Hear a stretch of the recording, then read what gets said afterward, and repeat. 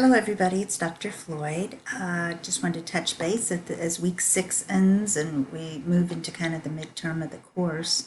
I know it has been a super busy week for you guys with 2 discussions going on here, and then this bigger project of getting your proposal together for the research. Obviously, discussion 2 was trying to get you thinking and talking to be able to write this and pull all those sources together. So I know it's probably a kind of a big work day for most of you in that regard today, Sunday.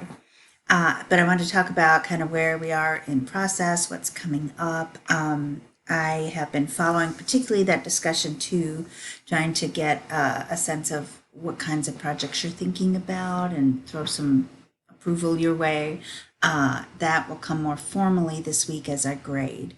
So I'm going to work today on the discussions and then start just a few at a time on those proposals through the course of like Monday through Thursday probably. Maybe they'll go faster, but that's where I want to spend my energy on commenting and such, as opposed to in the discussions this week, because that's what you'll need the feedback for moving forward on with the proposals.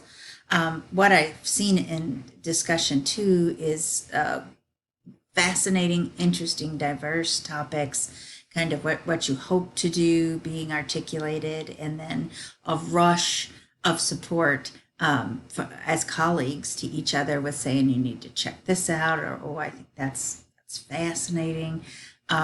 So good, you need each other that way as you do the bigger projects in your master's degree. So it's good that you're already having that kind of reaction to each other. I'm excited too to see what it looks like in proposal form. I do want to kind of warn you that at this early stage, you're trying to find, locate, see that there are a lot of sources out there on your interest, so that you can then read them and be prepared to enter the conversation, as I like to say. And whatever you put in your proposal in terms of what you hope to prove, what you think your thesis is, and all that, that may stay firm, but it very likely may change a little because for the most part, I'm guessing most of you don't know where the higher academic conversation is related to your topic yet. You may know a little bit because if you're interested in it, you're probably a little versed in it too. But when you get into all those sources over the next 6 weeks and you're reading pretty regularly, you may find out, oh, what I thought was being talked about or should be being talked about is not what's being talked about. And considering I'm going to have to enter the conversation, I might have to alter a little bit what I want to do with the research paper and prove argumentatively, because the conversation is really more about this than that. That doesn't mean that somewhere in the discussion part of your paper you can't say that you feel like where this area, this field needs to go is. That would be very appropriate, but I'm just warning you to not be completely wed to an exact thesis statement yet, because part of the reading and research process may change that up a bit. But good job, get in there. Also, the 20 sources you're gathering for this proposal today aren't necessarily, probably, definitely not all of them would be used in your paper, and some of them may fall by the wayside as not useful to you at all once you get into them and you go out looking for some other material, because what you really figured out you want to say, you have one person who said something about it, and now you need a few more. So I'm just trying to let you know you're not ready to write this paper yet. You're just at that beginning stage. Got your idea, got your sources together, think you have an hypothesis about what you might argue, but it could change up.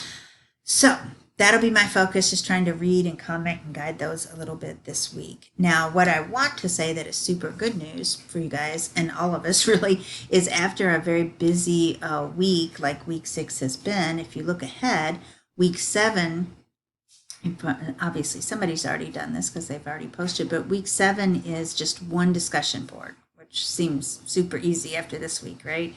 And it's about literature. So I know some of you are teaching literature. This is certainly my background. So that should be kind of fun for us. And then look at this. Week 8 is a break. Nothing. Absolutely nothing. So you know what that means. It means I'm catching up on grading, and it means you are reading some of those 20 sources for the paper. That would be the smart use of that.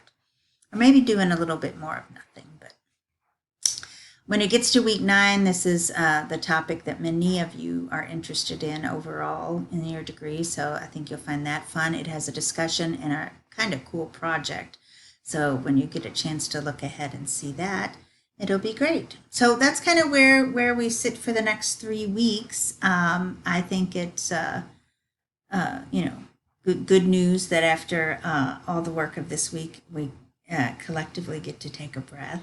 And I just want you to know during the break week or the downtime kind of week 7, if you want to be in touch more one-on-one about your projects after you get my initial feedback this week on the proposal, then feel free to write and set up a Zoom or whatever.